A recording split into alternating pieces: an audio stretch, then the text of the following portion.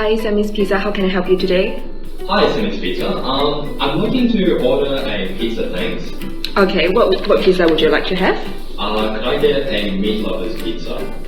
A meat lover's pizza. Sure. What meat would you like to have? Yeah, could I just get that without, could I get it without the meat, if that's okay? Just without the topping of the meat. So just a meat lover's pizza, but just, I don't want the meat lover's topping because I'm a vegan. Oh, then why don't you go for the vegan option? Like we have a vegan pizza.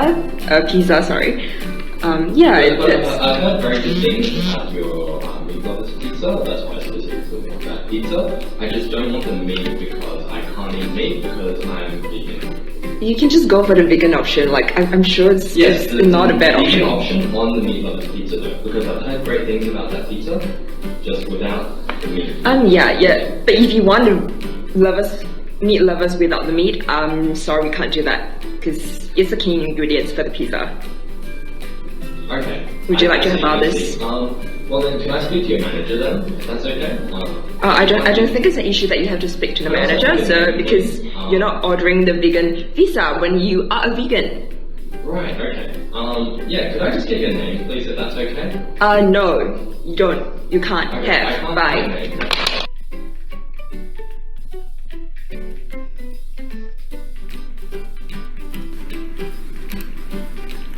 Here, the call staff is engaging in emotional labor, which Hochschild defines as the management of feeling to create a publicly facial and bodily display. Under her theory, emotional labor is sold for wage and hence has exchange value.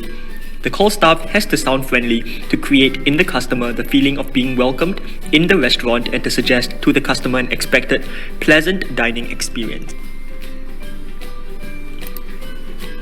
Another concept that Hochschild presents is that of feeling rules, which help us to know which feelings are judged as appropriate for a given setting.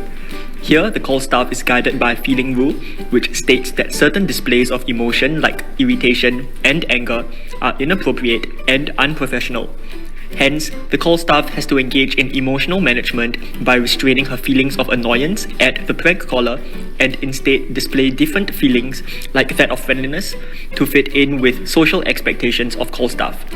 The difference between her true feelings of annoyance and her displayed feelings of friendliness is called emotional dissonance. In other words, she becomes a stranger to herself by being alienated from her true feelings. The call staff has now realized that she's dealing with a prank caller. In this instance, her feeling rules have changed. She's no longer expected to give a prank caller the same amount of professionalism due to a legitimate customer. As such, she stops managing her emotions and now reveals her true self by showing irritation and by stopping the phone conversation. Hochschild compares emotional dissonance with Karl Marx's concept of alienation. She argues that a worker can become alienated from service in a service-producing society by experiencing emotional dissonance, which is similar to the factory worker who becomes detached from the repetitive nature of his work. However, the two are different as the service worker's emotional management may eventually lead to the creation of emotions, causing her displayed emotions to become her real emotions. Hence, unlike the factory worker who continues to be alienated from his labor, the service worker's emotional dissonance may eventually be resolved.